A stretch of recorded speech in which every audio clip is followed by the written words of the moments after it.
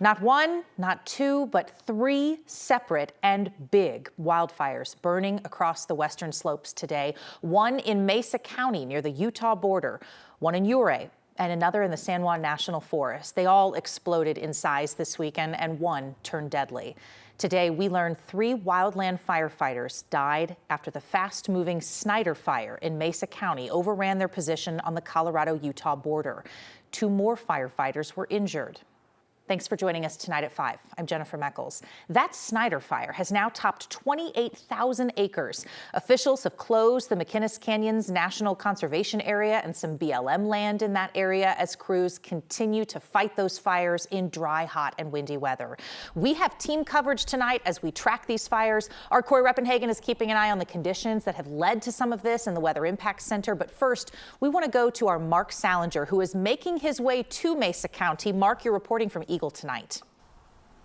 Yeah, Jenny, those 3 firefighters who were killed, as well as the 2 others who were injured but survived, were part of an interagency federal wildland crew that was fighting these fires on the Colorado-Utah state line when those conditions turned deadly. Those fires, like you mentioned, now up to 28,000 acres with 0% containment, burning both on the Colorado and Utah side. Now, the Snyder Fire, as it's now being all called, is burning in Mesa County in western Colorado. It was started by lightning and driven by extreme winds and bone-dry conditions. National Weather Service has upgraded the fire weather warning to a particularly dangerous situation. That's the highest level they issue. The fire started near the Utah-Colorado state line and has now spread to, again, more than 20,000 acres, almost 30,000 acres. Governor Polis today declared a disaster emergency, activating the National Guard and State Emergency Operations Plan.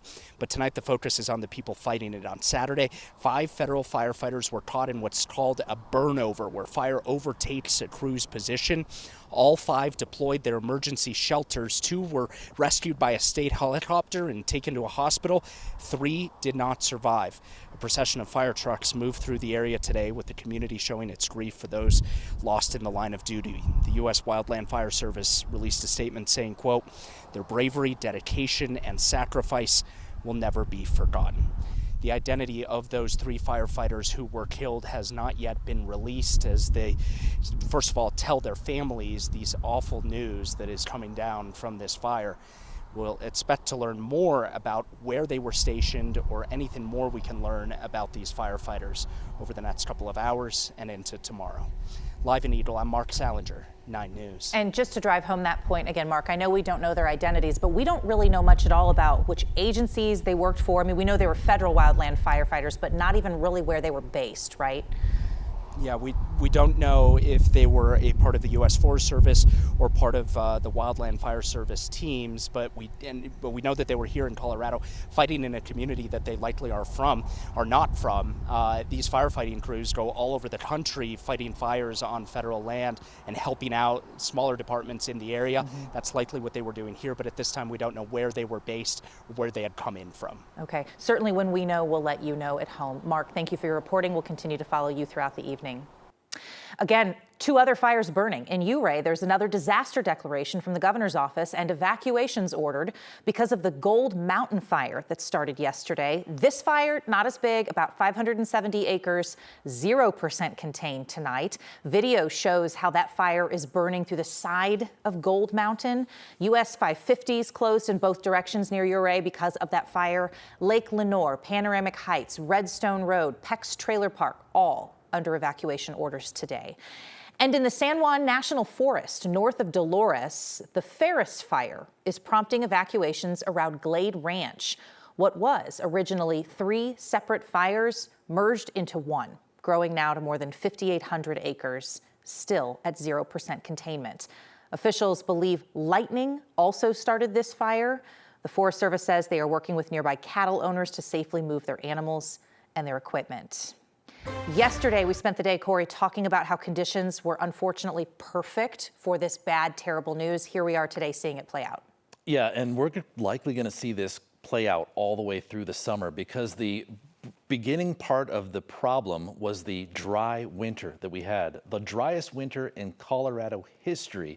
And now we're starting to get these fire weather conditions. This is a live camera shot from near orbit, 22,000 miles above the Earth. And we can use this tool here, this weather satellite, to keep an eye on these fires. Fortunately, the Snyder fire up in Mesa County was the least active today. These fires down to the south, the Babylon fire out in Utah, the Ferris fire and the Gold Mountain fire have the most heat showing and the most smoke showing at this current time. All that smoke driving out to the Front Range, generally to the north and to the northeast. Red flag fire weather warnings will be in place through this evening and then back again tomorrow. There is a little bit of good news with these. It's still going to be a fire weather warning, but slightly higher humidity, slightly less wind for tomorrow. So a little bit of a break, and then that fire weather likely move higher up into the mountains. Here on the Front Range, we do see that smoke. It has a haze over the city, and that has been over the last few hours. Not quite as hot as it was yesterday. 93 degrees today at Denver International Airport. 97 was the high yesterday. We're going to stay in the 90s.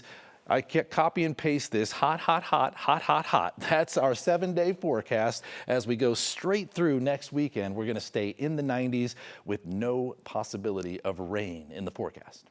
All right. Tough news to hear today, Corey. Thank you. And we will continue to track these fires and these evacuation orders on air and online. You can take these alerts with you at any point and stream 9 News Now everywhere you watch. Just scan the QR code on your screen and watch for free. In our other headlines this weekend, one driver is dead and another is in the hospital after a crash on US 36 near Westminster this morning. Westy police first posted about the crash at about 5 o'clock this morning. It shut down US 36 at Sheridan Boulevard for about 5 hours. They say both of the drivers involved in this crash went to the hospital. One of them died. Police have not released what led up to that crash. Now, along that same stretch of highway, just a little further north in Superior, a driver hit a pedestrian yesterday. Colorado State Patrol says the driver hit that person trying to swerve to avoid a broken down SUV. We don't know what happened with the pedestrian other than they were injured. The crash did, though, leave US 36 closed for hours, forcing all the other drivers to take an alternate route back and forth to Boulder. Atrevida Beer Company, the first Latina-owned brewery in Colorado, closes its doors tonight. That business has been open 8 years, but then it was thrown into the spotlight shortly after the Club Q shooting back in 2022. The attack on the LGBTQ nightclub in Colorado Springs, that left 5 people dead and 25 others hurt. That's tied to the brewery, though, because the husband of the brewery's owner was one of 2 men who subdued the shooter that night, and they got a lot of press and a lot of attention after that happened. The brewery is now closing tonight at 9 p.m.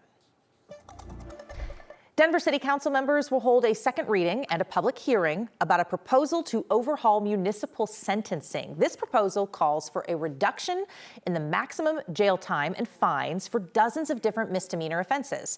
All of this because back in December, the state Supreme Court ruled cities cannot have stricter penalties for the same crimes. So now City Council is considering changing city code so sentences match those for equivalent state offenses.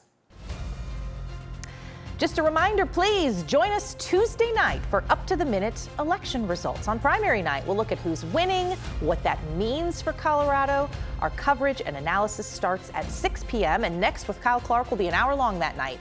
We will have race results running from 7 until 10 p.m. on KTVD, plus more on 9 News at 10 on Channel 9, and updates anywhere you stream online.